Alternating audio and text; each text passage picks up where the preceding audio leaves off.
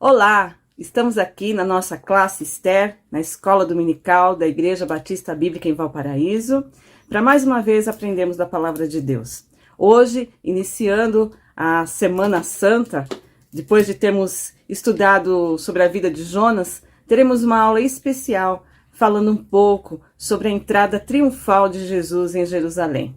Vamos orar para que o Senhor esteja abençoando a nossa vida e esteja, através do seu Espírito, falando com cada uma de nós. Senhor Deus, muito obrigado, Senhor, porque estamos aqui. Obrigado pelo teu amor, pelo teu cuidado, Senhor. Obrigado, Senhor, por tudo que o teu Filho viveu aqui na terra, Senhor. E sabemos, Senhor, que para o simples propósito de nos salvar e nos resgatar do pecado. Muito obrigado, Senhor, por esse amor tão grande, Pai. Abençoa para que hoje possamos compreender ainda mais essa verdade, Senhor, e ela sirva realmente para fortalecer o nosso coração no seu amor. É isso que eu te peço e agradeço em nome de Jesus. Amém. Eu gostaria que inicialmente nós abríssemos a nossa Bíblia em João, capítulo 16, verso 20, que diz: em verdade vos digo, que chorareis e vos lamentareis, mas o mundo se alegrará.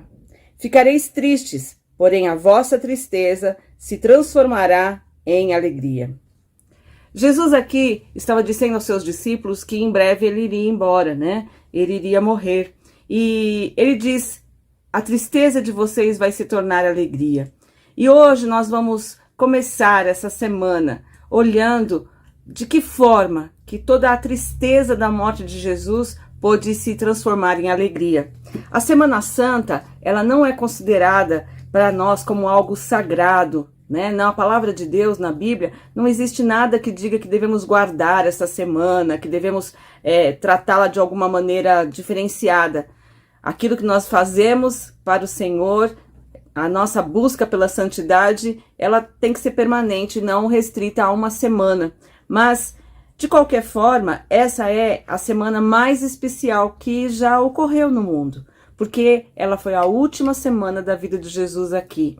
Foi o tempo em que se cumpriram todas as profecias, em que Jesus cumpriu o propósito dele na terra e que, acima de qualquer coisa, ele morreu sim pelos nossos pecados, mas ele ressuscitou, ele venceu a morte. E por isso é muito importante que a gente olhe para os fatos dessa semana, que nós focalizemos a nossa mente, que nós intensifiquemos as nossas emoções em relação a tudo que ocorreu nessa semana. Por isso, o nosso convite hoje é para que durante toda a semana, você a cada dia pense realmente num aspecto de todos os fatos que aconteceram, né? O tempo de Jesus ali em Jerusalém, seus ensinos, a traição, a sua crucificação, a sua morte e a sua ressurreição. E nós vemos a importância dessa semana porque os evangelhos tratam em vários capítulos, eles reservam vários capítulos para nos contarem detalhes de todas essas situações, essas circunstâncias que aconteceram, né? Em Mateus, nós temos 8 capítulos que falam sobre isso, em Marcos nós temos 6, em Lucas 6, e João, de seus 20 capítulos, 10 são dedicados a essa última semana. Então nós vemos que realmente a semana final da vida de Jesus, onde aparece a traição, as provações que ele enfrenta, né, a sua crucificação e a sua ressurreição, são elementos fundamentais para entendermos o amor de Deus e a verdade do Evangelho. Mesmo em Atos, nós vamos ver retomados esses fatos da Semana Santa. Em Atos capítulo 1, verso 15 a 19, 2, verso 22 a 36, 3, versos 11 a 26, 4, versos 6 a 12, 24 a 28. Nós não temos tempo aqui de estarmos lendo todos esses relatos, mas é importante que você faça isso. Você vai ver o quanto que os elementos que aparecem são sempre os mesmos, né? Tornando real aquele tempo e todas aquelas coisas que aconteceram. Então, o convite é realmente para que você diminua o ritmo, que você medite nas verdades dessa semana.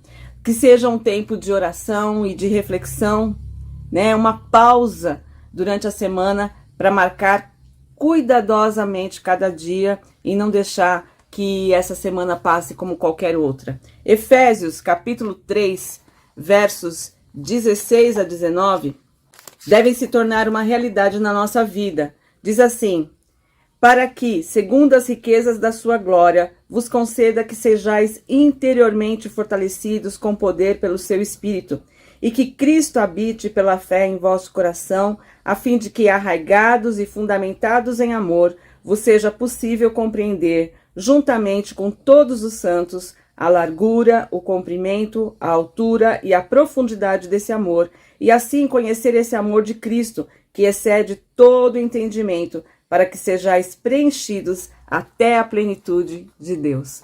Conhecendo esses fatos, meditando nesses fatos, olhando realmente para todo o amor de Deus revelado em cada detalhe, nós temos o nosso espírito fortalecido e a plenitude, né, a alegria total do Senhor vai invadir o nosso coração. Quando nós temos a ceia do Senhor, a ideia é essa, nós relembrarmos o sacrifício do Senhor, relembrarmos a demonstração de amor que Ele teve por nós e nos encher novamente da alegria que vem dele. Então, faça isso durante toda a semana, né? Lembre-se realmente de cada detalhe que Deus planejou, orquestrou para que a nossa redenção ocorresse. Nós vamos então começar o nosso estudo sobre essa semana aqui na entrada triunfal de Jesus. Eu gostaria que você abrisse sua Bíblia em Lucas capítulo 19, a partir do verso 28. Lucas 19, a partir do verso 28. Nós vamos ver o relato de Lucas sobre os acontecimentos dessa entrada triunfal de Jesus.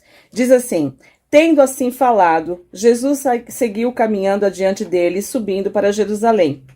Ao aproximar-se de Betfagé e de Betânia, perto do monte chamado das Oliveiras, enviou 2 de seus discípulos, dizendo-lhes: ide ao povoado que está adiante, e ali, ao entrar, achareis amarrado um jumentinho sobre o qual ninguém jamais montou.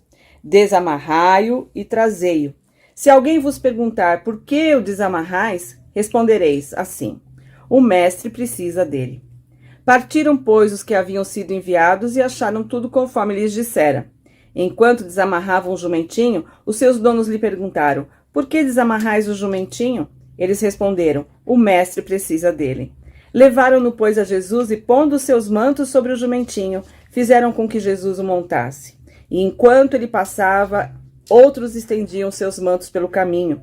Já perto da descida do Monte das Oliveiras, toda a multidão de discípulos, alegrando-se muito, começou a louvar a Deus em alta voz por todos os milagres que haviam visto, dizendo: bendito o Rei que vem em nome do Senhor, paz no céu e glória nas alturas. Nisso, alguns dos fariseus, dentre a multidão, disseram-lhe: mestre, repreende os teus discípulos. Mas ele lhes respondeu: eu vos digo que, se estes se calarem, as próprias pedras clamarão. Nós vemos aqui que Jesus começa esse caminho até Jerusalém partindo de Betfagé, né? Está aqui no versículo 29. Ao aproximar-se de Betfagé e de Betânia, perto do monte chamado das Oliveiras, enviou 2 de seus discípulos. Por que Jesus parte ali de Betfagé? Eu, essa semana, vi vídeos da Aline, que tem aqui no YouTube, em que ela faz percursos, né, por todos os lugares em que Jesus passou, e eu vi essa cidade e exatamente o caminho que Jesus percorreu aí com esse jumentinho. E nós podemos nos perguntar por que é citada essa cidade.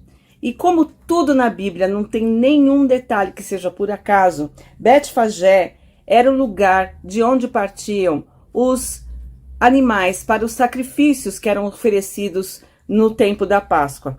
Eram sacrifícios feitos lá no templo, né? E os animais vinham dessa cidade, os cordeiros que seriam sacrificados. Então, não por acaso, o cordeiro, né, parte de Betfagé, onde ele vai ser depois sacrificado em meu lugar e em seu lugar. Então, ele partiu ali, ele seguiu pelo pico do Monte das Oliveiras, ele desceu até o Vale de Sidom e depois ele subiu novamente até a entrada de Jerusalém pelo Portão Dourado. O Portão Dourado também, apesar de Jerusalém ter 12 portões de entrada, Jesus entra pelo Portão Dourado. O portão dourado era o que dava acesso rapidamente ao templo. E era por este portão que passavam os animais que iam para o sacrifício. Então, Jesus está entrando naquela cidade realmente com um propósito, né? Ele andou por cerca de 2 quilômetros até chegar lá. E nós vemos que a Betfagé era essa cidade próxima, era essa cidade onde haviam vários galileus, mas esses não foram os motivos, né? Na verdade, era o Cordeiro de Deus que estava entrando em Jerusalém para cumprir realmente o plano estabelecido por Deus, aquilo que Deus queria executar. O Cordeiro Pascual, sacrificado no Templo de Jerusalém na semana da Páscoa. Esse era o destino de Jesus. O Cordeiro de Deus queria ser sacrificado para poder nos libertar do pecado, poder nos garantir a vida eterna. E isso tudo foram cumprimentos de profecias que foram feitas no Antigo Testamento. Nós podemos começar vendo que Jesus manda buscar um jumentinho, e ele diz que esse deveria ser um jumento que nunca não tivesse sido montado, né? Números, capítulo 19, verso 2, orienta: este é o estatuto da lei que o Senhor ordenou, dizendo: fala aos israelitas que te tragam uma novilha vermelha, sem defeito e sem mancha, sobre a qual ainda não se tenha colocado jugo. Então, os animais que fossem sacrificados não deveriam ter sido montados, deveriam ser perfeitos, né? A primícia ali, a primeira vez daquele animal foi realmente com Jesus. Então, Jesus cumprindo realmente a lei. Zacarias, capítulo 9, versículo 9, diz assim: alegra-te muito, ó filha de Sião, exulta, ó filha de Jerusalém, o teu rei vem a ti. Ele é justo e traz a salvação. Ele é humilde e vem montado num jumento, num jumentinho, filho de jumenta. Então, uma profecia que está aqui em Zacarias 9:9 e que é cumprida na entrada de Jesus em Jerusalém. Ele vem montado num jumentinho. Alegre-se, né? O seu rei vem. E nós vimos que houve realmente uma alegria muito grande das pessoas pela entrada de Jesus em Jerusalém. Mas uma alegria por um Jesus que elas idealizavam. Elas estavam ali felizes porque estava entrando aquele Jesus que seria o salvador delas das mãos dos romanos, que iria libertá-las politicamente, que seria o novo líder delas, o novo rei. E é por isso que também aparece essa questão dos mantos, né? O manto na Bíblia sempre é ligado à realeza. Então Jesus é colocado um manto sobre o jumentinho e as pessoas vão jogando mantos para Jesus passar por cima. Elas pensando num rei humano ali, político, né, que estaria entrando em Jerusalém. Mas nós sabemos quem era de verdade este rei, né? O que é que Jesus vinha reinar? E Jesus, ele entra num jumentinho. Por que num jumentinho e não num cavalo? Né? Não pareceria mais distinto Jesus entrando num cavalo imponente? Porque os reis, quando entravam numa cidade a cavalo, eles vinham para realmente conquistar aquela cidade. E Jesus vindo montado num jumentinho demonstrava que não veio para tomar a cidade, mas ele veio em paz. Jesus é o rei da paz. E é isso que ele vinha trazer, né? A paz.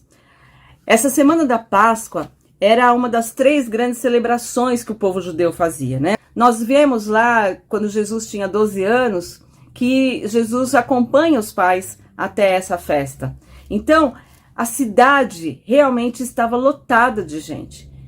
E é essa multidão que cerca a entrada de Jesus. Você pode ver no YouTube vários filmes que mostram, né, a alegria das pessoas com aqueles ramos, realmente cantando salmos. Bendito é o Senhor, né? Hosana. São salmos, são formas que os israelitas cantavam e que exaltavam realmente essa figura de Jesus. Então, foi uma verdadeira celebração.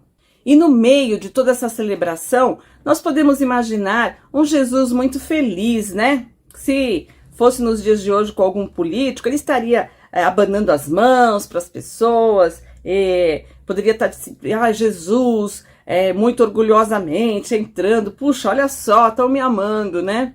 Mas nós não podemos esquecer que Jesus é Deus, e Jesus, ele via não as mãos, não os ramos, mas ele via o coração, e ele sabia exatamente o que iria acontecer. Ele via o coração de pessoas que estavam buscando não a ele, estavam buscando a um outro Jesus, a um libertador terreno, de coisas e circunstâncias terrenas. E Jesus, então, surpreendentemente, ao invés de estar e transparecer muita felicidade, nós vemos aqui, a partir do verso 41, que Jesus chora. Ele diz assim: e quando se aproximou e viu a cidade, chorou por ela e disse: ah, se tu conhecesses, ao menos neste dia, o que te poderia trazer a paz. Mas agora isso está encoberto aos teus olhos, porque te sobrevirão dias em que os teus inimigos haverão de te cercar de trincheiras, te sitiar e te atacar por todos os lados, e te derrubarão a ti e aos teus filhos que dentro de ti estiverem, e não deixarão em ti pedra sobre pedra, pois não reconhecestes o tempo em que foste visitada. Jerusalém seria destruída, tudo seria terminado, né? Jesus ali, ele está chorando pela real situação de Jerusalém. Vocês estão descrendo daquele que realmente vem trazendo a paz. Vocês estão buscando uma paz, mas haverá um dia em que, porque vocês não estão conhecendo a verdadeira paz hoje, vocês serão destruídos. E isso realmente aconteceu no ano 70 depois de Cristo, né?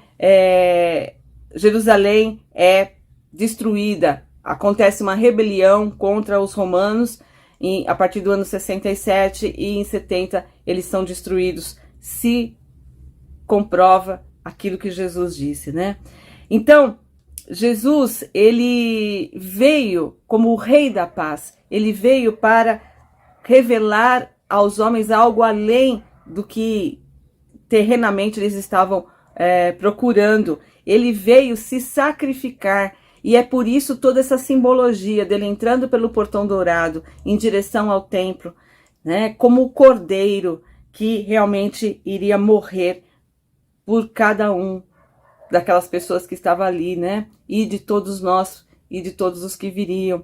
Então, se cumpriu ali todas as profecias, e nós vemos que essa cena que parece simples, de uma entrada de Jesus em Jerusalém, um povo feliz ali cantando hosana para ele, nos traz muitas lições. E nós devemos estar atentos, porque é isso que a palavra de Deus é para nós. Ela é um guia, ela é luz para o nosso caminho. E nós devemos aprender com tudo aquilo que é narrado nas Escrituras. Então, vamos ver algumas lições. A primeira lição que nós vemos aqui nesse trecho é que a palavra de Deus se cumpre. Cada profecia em relação a Jesus, seu nascimento, né, tudo que ele fez. Nós vimos aqui em Zacarias 9:9, ele entrando como num jumentinho, a sua morte, toda ela foi explicada no Antigo Testamento, e cada detalhe foi cumprido. E assim como tudo que o Velho Testamento falou em relação à vida de Jesus se cumpriu, tudo que está escrito sobre o futuro se cumprirá. O nosso Deus voltará, né? Jesus voltará para nos resgatar. Aqueles que não tiverem morrido serão levados pelo Senhor quando ele voltar. E cada detalhe que foi colocado na sua palavra vai se cumprir. Não só sobre fatos, mas também as suas promessas se cumprem. Tudo que o Senhor deixou estabelecido na sua palavra para aqueles que andam com o Senhor, para aqueles que buscam ao Senhor, né? Tudo que ele prometeu se cumpre, porque a sua palavra é viva, a sua palavra é real. E Deus, ele é fiel. Ele é fiel. Muitas pessoas usam esse termo, né? Deus é fiel, colocam lá no seu comércio como uma garantia de que Deus traz prosperidade. Mas a fidelidade de Deus, ela se comprova no fato de que ele cumpre o que ele falou. O Senhor não falou porque vai me dar 3 carros. Eu não encontro aqui na sua palavra nenhum lugar que está escrito que Laís terá 3 carros, né? Mas ele fala para mim que eu vou ter alegria abundante permanecendo nele. E essa alegria abundante, ela não está apoiada na quantidade de carros. Eu posso não ter nenhum carro, né? Eu posso andar a pé e ser plenamente satisfeita em Jesus. É isso que a fidelidade de Deus se revela no cumprimento daquilo que ele fala. Então essa é a primeira lição que temos. A palavra de Deus realmente se cumpre. A segunda lição que nós temos aqui é que os aplausos são passageiros. E Jesus tem a atitude correta frente a esses aplausos. Jesus não está ali embevecido, orgulhoso, estão, né? Não, ele sabe o propósito final de tudo. Então, muitas vezes nós queremos buscar os aplausos do mundo, buscar aprovação sobre atos que nós realizamos aqui, mas tudo isso é temporário. Aquilo que é eterno é a aprovação de Deus sobre nós. E Jesus tinha clareza disso. Ele queria ser obediente ao Pai. E ele foi até o final obediente ao Pai. E, portanto, ele não se importava com aqueles aplausos que eram equivocados até. Eram pessoas acreditando que ele seria uma coisa que elas não realmente teriam dele, né? A terceira coisa que nós vemos aqui é que Jesus é o rei. Ele vem com o seu manto, ele governa as coisas, né? Jesus, ele é rei, mas ele é um rei de um reino não humano.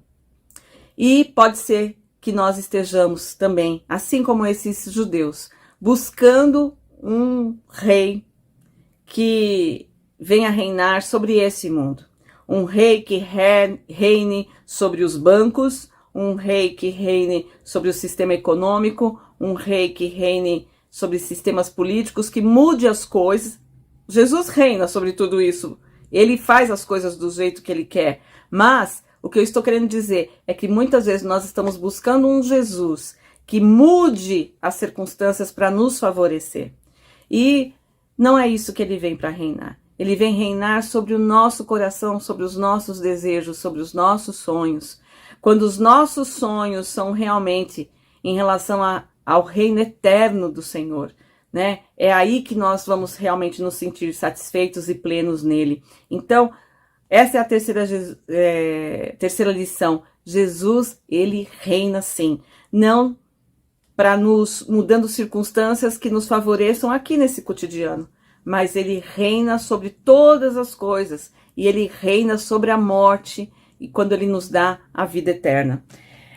A quarta lição que podemos ver aqui é que Jesus, ele é humilde.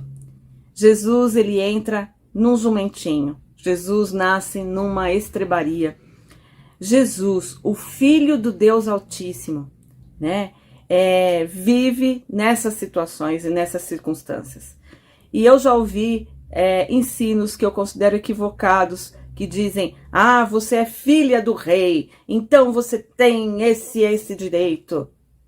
Como filha do rei, eu tenho a responsabilidade de, assim como Jesus, obedecer integralmente ao meu rei. E fazendo isso, eu vou colher, né, as bênçãos sobre isso. Mas não o contrário. Eu não vou chegar diante de Deus e falar, eu sou sua filha, o Senhor tem obrigação, né? Eu venho aqui reivindicar a promessa. Quem somos nós? Nós somos pó para reivindicar promessas. Nós temos que, sim, obedecer ao nosso rei em humildade, porque o filho dele, sendo Deus, não usurpou ser igual a Deus, antes se humilhou e se entregou por nós na cruz. Essa é a realidade. A quinta e última lição que eu quero destacar aqui com vocês é que Deus, ele usa pequenos detalhes. É tão bonito a gente ver aqui, né? Vão lá e peguem o jumentinho. E quando o dono perguntar, onde vocês estão levando esse jumentinho? O mestre precisa dele. O mestre precisa dele. Será que Jesus não teria outras formas de entrar? Sim, mas ele planejou entrar com aquele jumentinho. Ele precisa dele. E é a mesma coisa que ele faz com a nossa vida, né? Deus nos usa como instrumentos para alcançar pessoas, para ensinar, para interceder em oração. Ele usa. Deus, o mestre, precisa dele. Ele quer usar esse jumentinho agora. Ele quer usar a minha vida e a sua. E cada detalhe está divinamente orquestrado pelo Senhor. Às vezes nós não entendemos como que as coisas vão acontecer, como Deus vai poder agir naquelas circunstâncias que parecem tão difíceis para nós, mas as portas vão se abrindo. Eu gosto de testemunhar que eu tive câncer de mama, né? E tive um tratamento a ser feito. E eu tinha um convênio médico. E eu fui até o médico do convênio, que foi o primeiro que viu meu exame e disse, olha, realmente você tem um nódulo maligno aqui, né? E você pode imaginar, mas aí você estava tranquila, porque você tinha um convênio. E este médico olhou para mim e disse, se você quer ser bem tratada, vá para o SUS, vá para o CAISME, né? E eu não pensei duas vezes, eu fiz exatamente o que o médico estava dizendo, porque momentos antes daquela consulta, o Senhor, de uma maneira muito diferente, através de uma memória do Facebook, tinha me mostrado um versículo que dizia que ele estava indo à frente.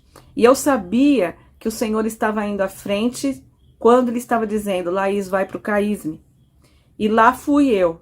E fui extremamente bem atendida e ainda estou em acompanhamento, sendo muito bem cuidada, com todas as portas sendo abertas por profissionais maravilhosos, por hospital que fiz cirurgia, por clínicas de radioterapia, por quimioterapia, enfim, todas as coisas, né? E eu tive que tomar uma vacina que custava um valor muito alto, acho que chega quase a 15 mil reais cada dose, e eu tenho certeza que se eu estivesse lá no meu convênio, isso poderia ser de alguma forma questionado ou demorado para ser aprovado, mas eu tive tudo isso no tempo correto através do SUS. Então, nós muitas vezes achamos que as coisas acontecem por sorte, por acaso. Não!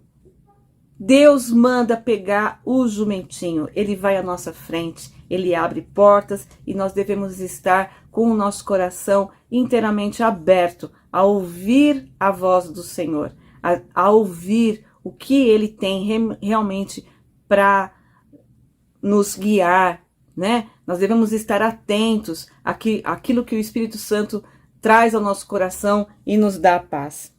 Nós, hoje, que conhecemos toda a história, nós que realmente sabemos que aquele Jesus que entrava naquela cidade vinha para muito além de um governo político, nós sim podemos gritar, Hosana, bendito aquele que vem em nome do Senhor. Quanto nós temos louvado e adorado a esse Jesus por ele ter vindo aqui nos resgatar. Cante Hosana, cante glória a Deus, né? Faça dessa semana uma semana especial. Cada detalhe, quando você vê lá, olha só, Jesus na última ceia, né? Vá lendo os capítulos da Bíblia a cada dia dessa semana. Olha só, Jesus na ceia, olha Jesus lavando os pés dos discípulos, olha Jesus indo ao monte orar, olha Jesus sendo traído, olha Jesus sendo preso, olha Jesus sofrendo a dor física, olha Jesus sofrendo a dor espiritual de ser distanciado do Pai, olha Jesus ressuscitando, bendito aquele que vem em nome do Senhor, Hosana. E chegaremos, enfim, ao domingo de Páscoa. E lá celebraremos com toda a gratidão, né? Que o nosso Deus é o único Deus que venceu a morte. O túmulo do nosso Deus é o único que está vazio. Nós não temos um corpo lá para ir adorar. Não. Está vazio, porque Ele vive, porque Ele ressuscitou. Então, que essa verdade fique muito presente e latente em você, não só nessa semana, em especial nessa semana, para renovar aí os seus sentimentos em relação a isso, mas que seja permanente na sua vida. Que Deus nos abençoe e nos dê uma abençoada Semana Santa.